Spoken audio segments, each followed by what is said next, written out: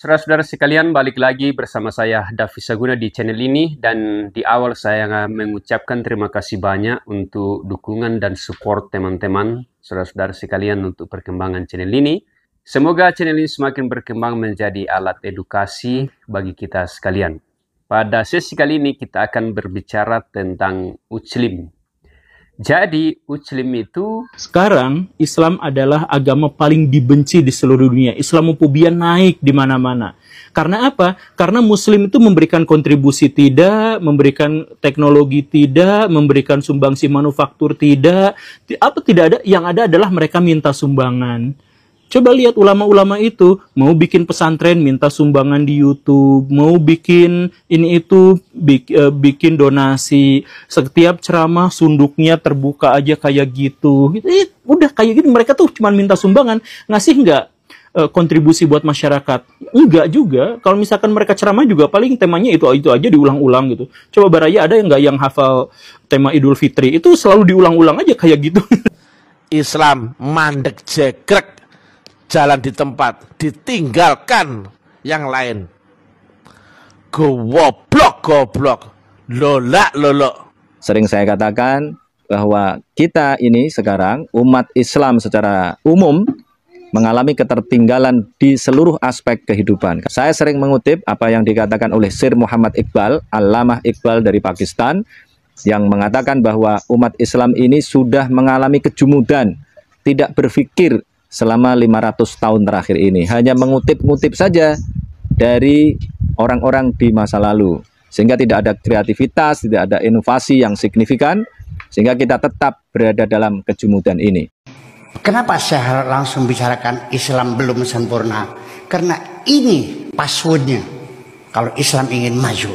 Sebabnya Islam terus mundur dan mundur dan mundur sampai sekarang titik nadir di alam dunia. Ya, bangsa yang paling bodoh, paling perang saudara, paling tidak jujur, ya kan, paling melarat dan sebagainya. Umat Islam ini, ya, mereka merasa bangga, mereka tidak merasa bahwa umat Islam lagi dihukum oleh Allah, masih mengatakan kami bangsa yang terbaik. Lu ngomong lagi dihukum kamu nih, bikin silet aja nggak bisa. Aja. Ya iya. Orang Islam ini susah diajak bernegara. Susah. Orang Islam ini paling gampang diajak memberontak. Orang Islam itu kan baca Al-Quran. Al-Quran itu imamuna. Dalam Islam itu Al-Quran adalah imamku. Jadi kalau orang Islam itu baca Al-Quran, itu seperti mendapat perintah langsung. Dan dia nggak mau ada negara yang menjembatani ini. Nggak gampang itu ngajak orang Islam masuk negara. Wa qatiluhum hatta la takuna fitnah. Kalau Qurannya bilang begitu, dan perangilah mereka sampai nggak ada fitnah. Perang orang itu. Berat orang Islam ini diajak untuk menerima negara. Karena kekuatan global paham bahwa orang kalau sudah diislamkan gampang sekali untuk diadu domba. Orang kalau sudah Islam itu gampang sekali ditakut-takuti masuk neraka. Ya, terus didorong jihad supaya masuk surga. Padahal jihadnya itu tujuannya adalah untuk melumpuhkan yang lain. Nah, jadi kalau banyak orang yang bisa dilumpuhkan, kan mereka tinggal kipas-kipas, ya. Makan enak, tidur enak, nyenyak, seperti itu. Ini yang harus dipahami. Nah, teknologi ada di Barat, Nasrani. Ekonomi di tangan mereka, politik mereka, militer mereka. Umat Islam negara terbelakang, miskin, saling bertengkar, kromot, goblok, bodoh. Sejelek-jelek Muslim, senakal-nakal Muslim, securang-curang Muslim, kalau masuk penjara nanti mati masuk surga. Seadil-adil kafir, sejujur-jujur kafir, sepinter-pinter kafir, sesantun-santun kafir, jadi menteri, masuk istana, mati, masuk neraka. Orang-orang Islam tuh sampai paranoid dan kemudian bikin tindakan-tindakan yang sangat aneh dan gak masuk akal. Misalkan gini, mau mendirikan gereja, tidak boleh. Tidak ada izinnya, tidak boleh begini, tidak boleh begitu, administrasinya panjang. Bikin gereja bisa sampai puluhan tahun izinnya. Nah, karena tidak bisa bikin gereja, akhirnya mereka kalau ibadah dipila di bangunan-bangunan pribadi. Itu juga digerebek karena tidak boleh menjalankan ibadah di luar tempat ibadahnya. Jadi orang-orang itu tuh maunya apa? Bikin tempat ibadah tidak boleh, bikin di rumah sendiri juga tidak boleh. Jadi maunya apa? Sedangkan mereka-mereka itu yang jumlahnya banyak itu memakmurkan rumah ibadahnya sendiri juga tidak. Sampai harus disumbang 100 juta musolanya itu gitu. Dan ini yang tadi itu kan kalau misalkan nggak punya duit itu ya paling minta-minta sedekah di pinggir-pinggir jalan ngecerek-ngecerek gitu kan. Nggak lebih daripada itu. Orang-orang Islam zaman sekarang itu memiliki hobi untuk menjadikan agama sebagai tameng atas kesalahan dan kelemahannya atau atas kekalahannya. Misalkan begini, adzan masjid terlalu keras, salah sendiri kenapa rumahnya dekat dengan masjid. Nah, jadi agama itu dijadikan tameng atas kesalahannya. Kenapa orang-orang Islam sekarang miskin? Ya karena kita itu mencari akhirat. Nah, jadi pikiran-pikiran seperti itu adalah pikiran-pikiran yang memperkosa agama. Jadi agama itu dijadikan sebagai alat untuk menunjukkan bahwa dirinya itu tidak bersalah. Kenapa orang-orang Islam senang sekali melakukan tindakan kekerasan? Ya ini kan amar ma'ruf nahi mungkar gitu. Kenapa orang-orang Islam tidak bisa maju secara teknologi? Ya kan kami itu mencari akhirat.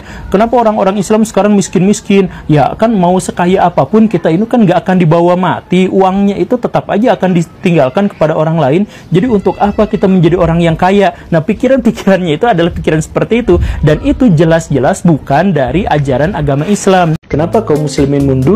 Ya bukan karena dia beragama Islam, tapi gara-gara dia beragama Arab gitu. Ya karena secara tradisi, secara kebudayaan memang kita tuh yang ngaku orang Islam tuh secara esensial nampaknya tidak Islami gitu. Budaya itu dijadikan hal yang sakral, disakralkan, sedangkan agama yang wahyu, yang universal, yang bisa diterima oleh semua bangsa, semua bahasa, semua masyarakat yang hidup di berbagai waktu dan zaman, itu kita lupakan, kita abaikan. Yang kita terima itu adalah yang Arab. Makanya sekarang saya mohon maaf ya, ulama yang cabul itu ada ya, beritanya banyak. Ulama yang korupsi itu banyak beritanya. Ulama yang kata-katanya kasar tuh banyak banget. Karena apa? Mereka disebut ulama tuh bukan karena beragama Islam, tapi karena mereka ngerti bahasa Arab. Ya kan? Iya. Karena mereka ngerti tata bahasa Arab. Karena mereka bisa memahami tafsiran-tafsiran ala orang Arab. Itu kan? Coba kalau misalkan yang dimaksud dengan ulama itu beragama Islam, kata-katanya tidak mungkin kotor. Dia pasti bersih hatinya dari perzinahan, dari pencabulan. Dia kemudian bertanggung jawab, dia amanah, dia nggak korupsi, dan dia berani berjuang melawan kejahatan.